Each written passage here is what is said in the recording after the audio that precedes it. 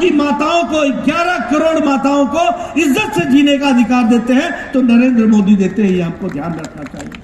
इसलिए मित्रों, हर दृष्टि से विकास के नए आयाम लिखने का काम भारत की सरकार ने किया है और उसको आगे बढ़ाने का काम किया है। लेकिन यहां मैं एक बात और भी कहना चाहूंगा कि राजस्थान का जहां तक सवाल है तो 9 नेशनल हाईवे आपको समर्पित किए गए हैं।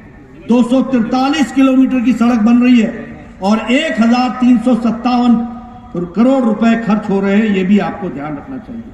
सेतु बंधन में योजना के तहत 700 करोड़ रुपए खर्च हो रहे हैं। उसी तरीके से 25 न्यू बाईपासेस बनने के लिए 50,000 करोड़ रुपए खर्च हो रहा है। इस तरीके से काम चल रहा है।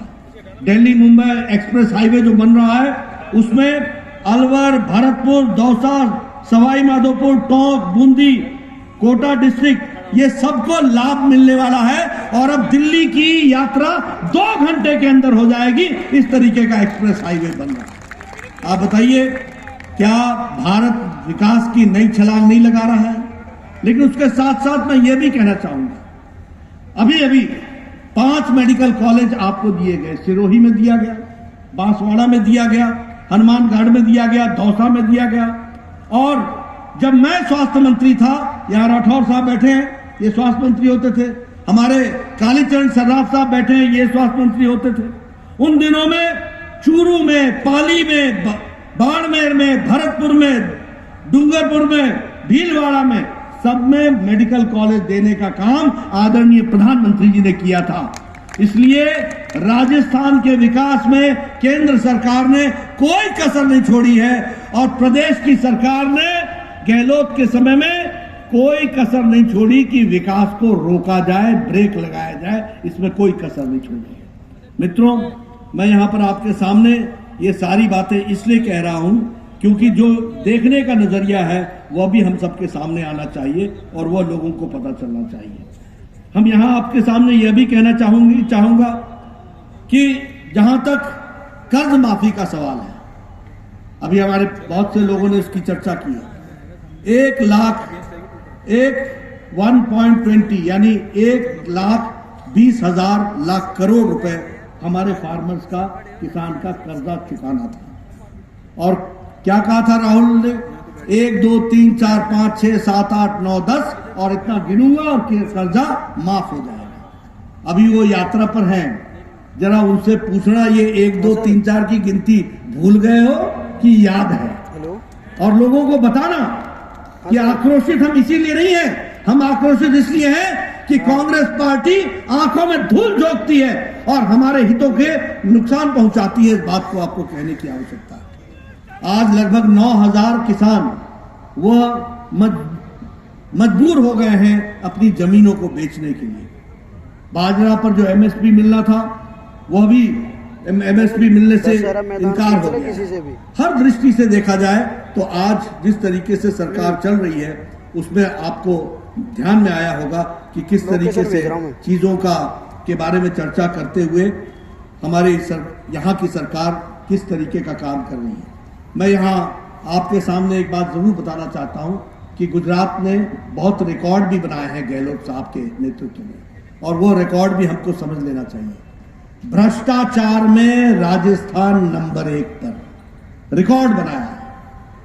पेट्रोल डीजल के रेट में राजस्थान नंबर 1 पर, अनएम्प्लॉयमेंट में राजस्थान नंबर 1 पर, महिलाओं के साथ अत्याचार में राजस्थान नंबर 1 पर, दलित के ऊपर होने वाला क्राइम में राजस्थान नंबर 1 पर, साइबर क्राइम में राजस्थान नंबर 1 पर, और बिजली के दामों में सबसे ज्यादा महंगी बिजली राजस्थान नंबर 1 पर। यह है राजस्थान का रिकॉर्ड।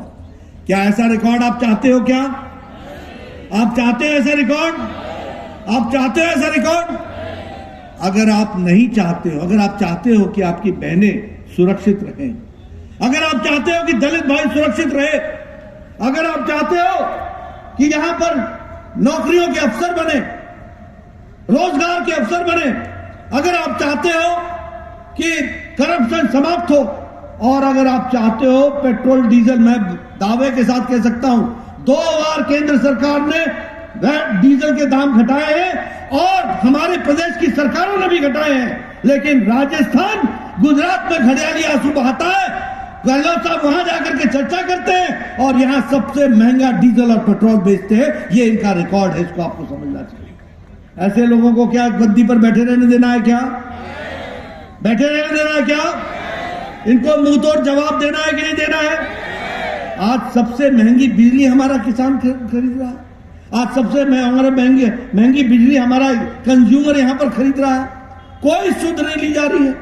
आप बताइए, सब यहां पर कम्युनल टेंशन भी बढ़ा कि नहीं बढ़ा? बढ़ा कि नहीं बढ़ा? किसने बढ़ाया? किसने बढ़ाया? कांग्रेस के राज में। ये इनका तौर तरीका है। इसलिए मित्रों, मैं एक ही बात आपको कहने आया हूं। आज तो आपने जन आक्रोश यात्रा की प्रारंभ किया है।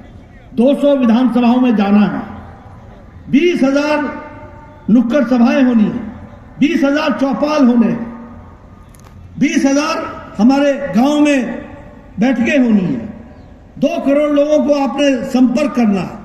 ये जो आक्रोश है उनकी सुध लीजिए, लोगों के साथ जुड़िए, लोगों को इन सारी बातों के बारे में बताइए कि किस तरीके से छोटी सी गलती से कितना नुकसान हो जाता है। इस बात को भी समझाने की आवश्यकता है।